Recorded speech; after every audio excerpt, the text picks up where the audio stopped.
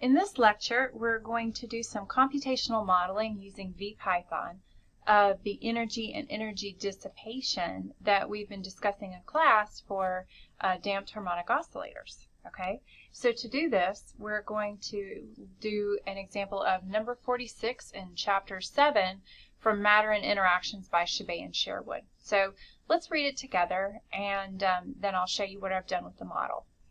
So this problem concerns sliding and viscous friction acting on an oscillator, but they're careful to tell you to do your model without any kind of damping or dissipation first to make sure that you've got everything right before you add in the dissipative forces, which are a complicating factor. So here's what it says. Write a program to model a horizontal mass spring system. Give the spring a relaxed length of 0.9 meters and a stiffness of 1.5 newtons per meter. Give the block a mass of 0.02 kilograms. Compare the period of oscillations of your model system without any friction to the period you would expect to make sure your model behaves correctly. Add graphs of K, U, and K plus U. And again, check to make sure these make physical sense in the absence of friction. Now, add a viscous friction force to the model. Adjust the viscous friction coefficient to make the behavior of the system clear. A reasonable starting value is about 0.03. Is the rate of energy loss constant over time? Use energy graphs produced by your program to physically explain why the rate of energy loss varies. Now replace the viscous friction force with a sliding friction force. A reasonable value for the coefficient in this model is about 0.15. Compare the shape of the graph for K plus U for sliding friction to the shape of the K plus U graph for viscous friction and explain the difference in shapes in physical terms. Okay? All right, so here we go. Now, I'll point out that there's kind of an interesting wrinkle to trying to do this problem. So, and that's the choice of your time step size. Okay? Remember that what's happening is you're modeling something by taking little discretized pictures or images of what's going on in a certain instant in time. In other words, you're calculating the force acting on an object. Now, reality has the force acting on an object, and it knows what that force is all the time. You're doing a linear approximation to what that force is in between your neighboring time steps. So let's say that you make, for example, what I'm going to show you, I start off my time step at 0.02 seconds, okay? If I assume that I'm taking those time steps, what I'm telling reality is that the force is the same in between 0 and 0.2 seconds. And then the force is different, but now the same again between 0.02 and 0.04 seconds. So I've got one force that acts for the first 0.02 seconds, a second force acting for the second 0.02 seconds, and so on and so forth. And I only allow it to change at the time step. But that's not how reality works. The force is constantly changing, right? So if your time step is too large, then this approximation of a linear force in between or a constant force in between time steps is incorrect. And that will make your physics incorrect in your model, okay? So here we go. I'm going to show you what I mean. I've got my code here, and we'll go over the code first, and then we'll talk about the importance of the time step. So this is my VPython program. I'm sharing it with you on our course website. I'm going to first start off with a time step of 0.02 seconds. Okay? So remember that in the front matter of the code before the loop that you're going to use for your iterative force technique, that you define all your initial variables and your constants. So I've got my time step, I've got my initial time, so that's 0.02 seconds and t is equal to 0 seconds.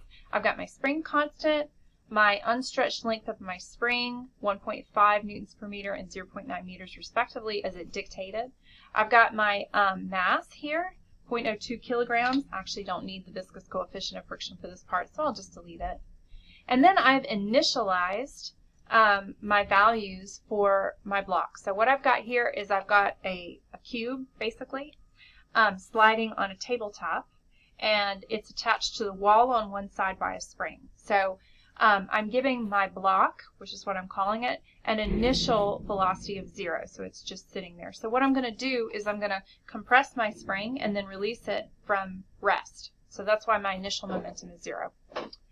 So I put my block in space there. I make it a box, okay? I initially position it 0.25 meters from my wall, which is down here, okay?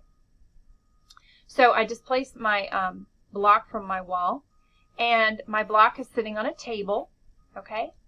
So there you have that. And then I have a spring, which I've imaged as a helix, okay? So I've got all the parameters for my helix. And now what I'm going to do is I'm going to calculate what my length of my spring L is at any given moment.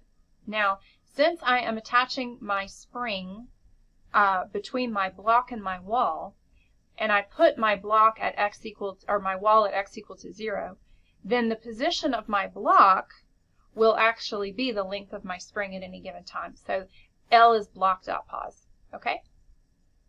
And then I've got my direction for my vector, L hat is equal to hat L.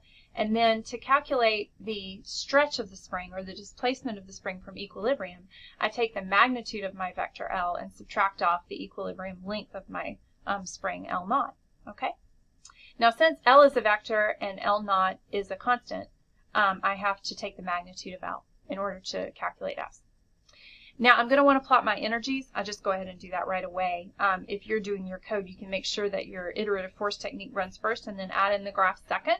But I just went ahead and did it all to make the video a little shorter. So I've got my graphs defined here. Now the colors are kind of important for you to be able to follow along. I've got my potential and my kinetic energy curves, and those are going to be blue and yellow respectively, and then yellow and blue make green. So those are going to add together to make my total mechanical energy, which is going to be visualized in green here, okay?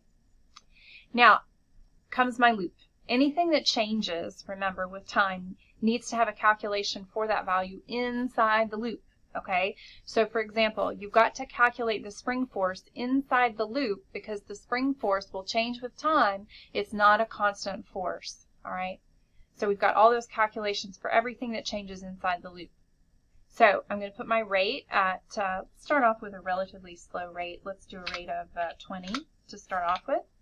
And remember that that's the number of times per second that the loop is iterated. And then I'm calculating my kinetic and my potential energies, okay? Remember that you don't name your numbers the same thing that you name your graphs. You've got to give them different names or you'll get a really weird error message in your VPython code. So I have my actual numerical value of my kinetic energy called KE, whereas I have the graph of that kinetic energy called KE block. I've got to give it a different variable name. That's very important. Otherwise, you'll get a weird error. Okay, so I've got KE is 1/2 or p squared over 2m, basically. So I have Ke is equal to 0.5 divided by m times the magnitude of my momentum squared.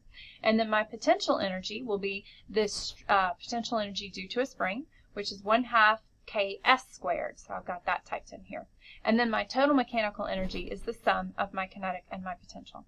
And then I graph those points. So here's the code to graph those points. Now I've got to go ahead and make my block move. So I'm going to calculate the force from the spring on the block, and that's Hooke's law, minus KSL hat, right? And then I update my momentum of my block. P block is equal to P block plus F spring times delta T. So that's my momentum update equation. And then I update my position with the position update equation. Remember, this is all going back to that iterative force technique, which we introduced almost at the beginning of the semester, right? So block.pos is equal to block.pos plus basically the average velocity times the time. And the average velocity can be calculated by taking the momentum of the block, P block, and dividing it by n, and then multiplying it times delta T. And then I'm going to make sure that my spring doesn't look funny and just hang out while my mass oscillates. So I've got to update the value of my spring axis because my block is going to move.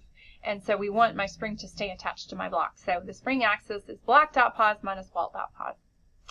Now I'm going to update the value of the length of my spring. So that's L, and it's the new block.pos, right? And then find L hat, and then find S again, and then update my time. So that's my code. Now this is the basic code. As I go further along, what I'm going to do, I'm going to leave each program intact, right? And then I'm just going to copy and paste and create a new program when I want to add something on or when I want to compare. And that's for you so that you can look back at this code. Okay? So now I'm going to run my program, and I think you're going to see immediately that something is very wrong. So let's run it. Okay, so my mass that looks okay. It's oscillating. That looks nice. But look down here at my energy graphs. Remember, yellow and blue make green. So my potential and kinetic energies are in yellow and blue, but then they sum to make the total energy, mechanical energy, and that's in green. And I think we can all agree that for a mass spring system with only conservative forces acting on it, that my energy should definitely not be, my total energy should definitely not be sinusoidal, right? It should be constant. And so something's wrong, okay? Now, you can kind of get a clue as to what that is by looking at your individual kinetic and potential energy graphs. See how they look kind of not smooth there? So maybe that's a clue that, reality isn't being very well modeled because our time steps are too large. So if we go back and we edit the program, let's make our time step half of what it was just a second ago, okay? So let's make our time step 0.01 seconds, and let's run our code again, okay? Now, if you remember from looking at the energy graphs, that amplitude of oscillation was about 0.06 joules there. But if I run it again with my time step halved, you can see that the amplitude of my oscillation and my energy is now halved again. So that's good. It shows also that it definitely is a calculation thing, okay? Because if my energy shouldn't be dependent upon the size of my time step, my energy should be constant, right? But the problem is that we're not modeling reality very well because our time steps are still too large, right? So this bothers me, and I can also see that on this blue curve right here especially, that I'm still getting kind of not a very smooth look. So that says time step. So let's go back and edit the program again. Now, as you increase your time step, remember that your code is going to get kind of excruciatingly long if you keep doing this. So what you can do to fix that, let's just go ahead and make my time step. I'm going to go to 0.0030 zeros and then 5 times 10 to the minus 4. And then I'm going to, so that I don't have to sit here and wait forever and a day, up my rate. And remember that upping the rate isn't really going to affect the accuracy of the code in the same way. So we're going to run it now, and even though I did up my rate quite a bit, you can see the code is running slower, so I could up my rates more if I didn't want to sit here and wait. But one thing that's nice here is that you can see that now my energy is flat, okay? So that's reality. That's what the reality should look like. If you have no dissipative energy, then you should have a nice flat total energy mechanical curve. So now this is accurately modeling the true physics. I've made my time steps small enough, in other words, so that's nice, okay? All right, so the physics here, we've got a kinetic and a potential energy. The potential energy is in blue here. It starts off displaced from equilibrium. Remember, k is equal to 1/2 kx, or u is equal to 1/2 kx squared. So when the displacement is maximized, then I'm going to have all of my energy, the green, being potential. And when the kinetic energy is maximized, my potential energy is minimized, right? And it stays at constant energy. So that's the physics. All right, great.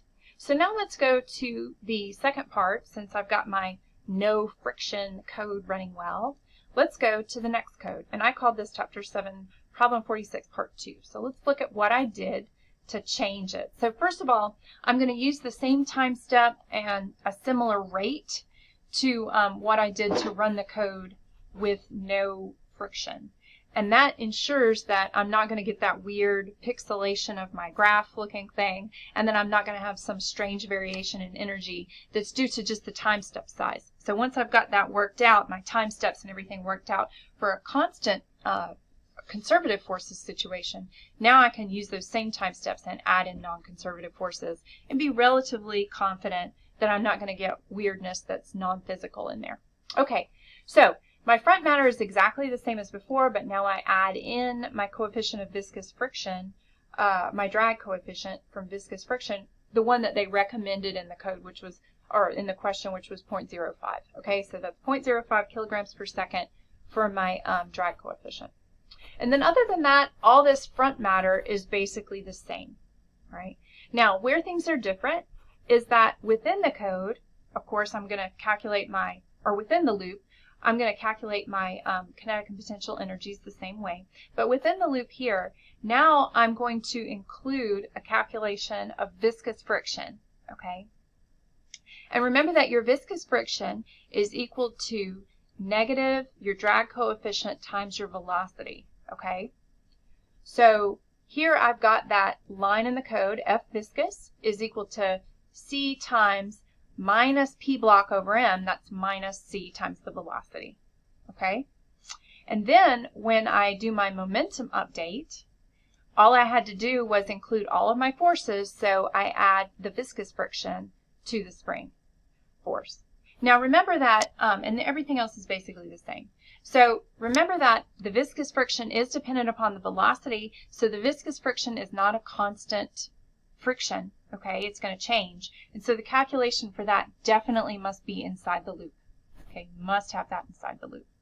All right, so I'm going to run the code and we'll see what comes out. Okay, so my mass is still oscillating. Everything looks okay. But now let's watch what's happening to this graph here. Okay, remember that the green, yellow and blue make green. This is the total mechanical energy that you see here. And you can see here that it is decreasing over time. All right, it is decreasing over time. Now, let's break this down just a little bit. Okay, in the lecture the other day, we talked about what happens theoretically to the mechanical energy with time. And I gave you a calculation, a straight up calculation based upon that equation that we derived for the mechanical energy with time. So let me get that pulled up here. The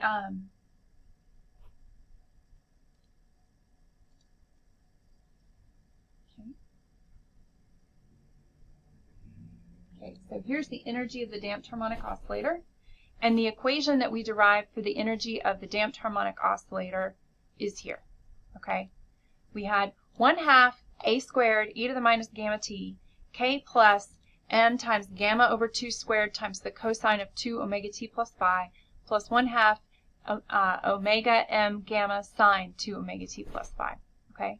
So there's this exponential decay. Okay, there's an exponential decay. And then there's also added on to that some sinusoidal terms that oscillate with time. All right. Now remember, if the damping is small, then we modeled it as just an exponential decay of the energy. You can think of that kind of like the average energy does decay exponentially. But it's modulated by these cosines and sines here. So if the damping is not so small, then you'll be able to see those wiggles very well. Now, I showed you with just using this full equation that included the cosines and sines, that if you just plugged in for that with increasing time, that you'll see these bumps and wiggles when you do that, okay? And now I'm showing you the code, right, and running the code, and you can see that, in fact, those bumps and wiggles are there, and they're very prominent, right? So this is obviously something where you really can't ignore damping if you want to know what the energy is at any given point, that the damping isn't small enough that you can really ignore that, okay? Bumps and wiggles are there. Now, why are the bumps and wiggles there? Well, for an insight into this, let's look at what's happening here with the velocity. Remember that your viscous friction is proportional to the velocity. So that means that what's happening is the force of viscous friction will be larger when the velocity is larger. And the force of viscous friction will be smaller when the velocity is smaller. So what that means is that energy isn't being sucked out of the system at a constant rate, not really, okay? And so what's happening is that you will see the bumps and wiggles, because at the points where the velocity is 0, right, then your energy isn't changing much. So you can see here your energy is being sucked out a lot. That's when your kinetic energy is maximized. The yellow curve is the kinetic energy. When the kinetic energy is maximized, your energy is being sucked out quickly, and you see that big drop. Now your kinetic energy right here at about 0.4 seconds is at its minimum value. And when your kinetic energy is minimized, the velocity is close to zero or small. And that means that your energy doesn't change much while the velocity is small, and then it goes again. So because the viscous friction is proportional to the velocity, the energy doesn't get sucked out at a constant rate, and so you have these bumps and wiggles in your curve. Okay? So that's interesting. Okay, so now that we've examined and discussed what's going on with viscous friction, let's go back and talk about what's happening with sliding friction. So that's modeled in Chapter 7, Problem 46, Part 3. Okay. So I didn't really change too much. All I did was add in, I took out the front matter, I took out C, which was our drag coefficient. Now I put in the coefficient of sliding friction they told me to do. And within the loop, what I did was I calculated the sliding friction force. And the sliding friction force opposes the direction of motion, which is, of course, the momentum's direction. So I calculated the unit vector for that, p hat, okay, which is hat of my momentum. And then force of sliding friction, of course, sliding friction is magnitude of the coefficient of friction times the normal force. Now the normal force is mg if and only if your surface is horizontal and you don't have any vertical forces acting on it. And that is the case for this problem. We only have the spring force sliding back and forth in x. There's no like pushing up or down on the surface. So we've got normal forces mg. So our force of sliding friction is minus mu times m times g times p hat. Okay, and then other than that, I just added in sliding friction here in the spring force. The code otherwise is exactly the same. It's just a small change. So now let's run the program and see what happens. Now I let this run for a longer period of time so that we can see what was going on.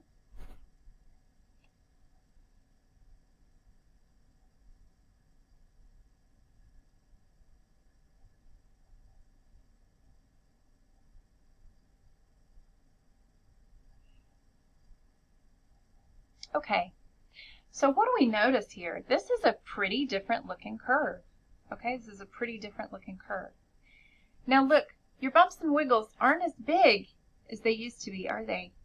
No. Okay, so they're not as extreme as in the previous example. It also looks, this curve, it looks like the decay isn't quite as fast.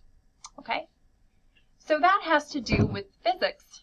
Okay, your viscous friction is proportional to your velocity, but the sliding friction isn't. So it's just, mu times n basically. That's the magnitude. And the magnitude of sliding friction will be the same, all right, at all times. Okay, so you're thinking, well, if it's not dependent on the velocity, why do I have any wiggles at all? Is that even right, or did I screw something up? It is right, okay? And here's why. Remember that the work done by a force is proportional to the force acting over a distance, okay? Remember that since the velocity of the block sliding is not the same at all times, that the work sucked out of the system by friction will not be constant, okay? Because it's f dot dx.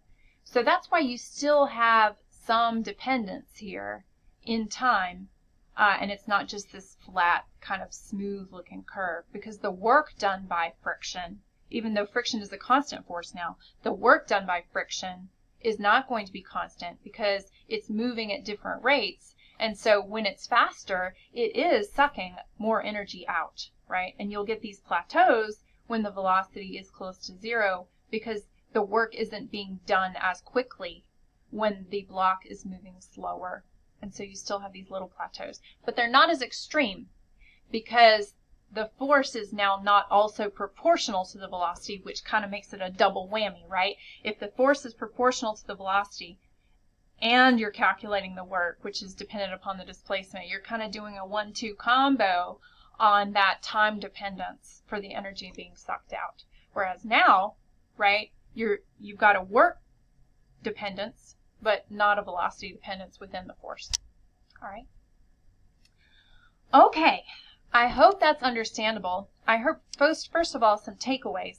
Remember that you got to do your code first with nothing confusing in it. You want a simple situation like constant energy to check your code and get your time step and your rate correct before you begin the rest of it. It also is a nice sanity check. You know what a mass on a spring bogging back and forth, I hope, should look like by now.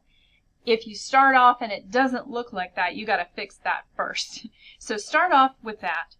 Then add in any complications that the question asks for, like modeling viscous friction or modeling sliding friction or whatever other complications that they want to add in. Add those in second or third or fourth after you get other bugs in your code worked out. Okay, so that's the first takeaway.